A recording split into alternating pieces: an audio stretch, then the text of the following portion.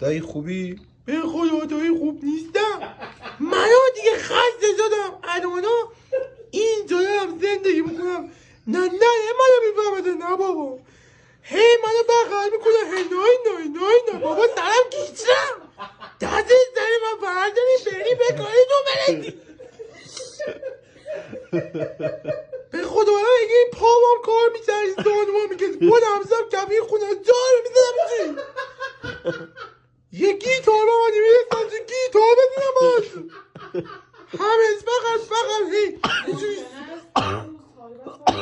سیر میکنن تو این دهنی من قلوب بابا خسته شدم یه چیزی دیگه بدیم میوار گذاشته جلو اینو همه تا خوردم چیزی دیگه بود بگو چیزی بود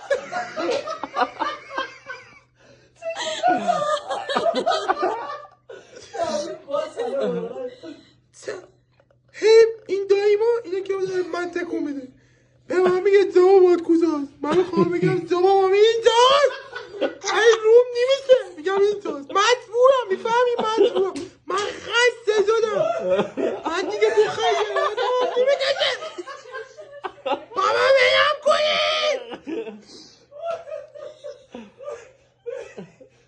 5 روزی آزگاز من فقط کارم شده بخوابم با هستم سی بخورم بخوابم با هستم سی بخورم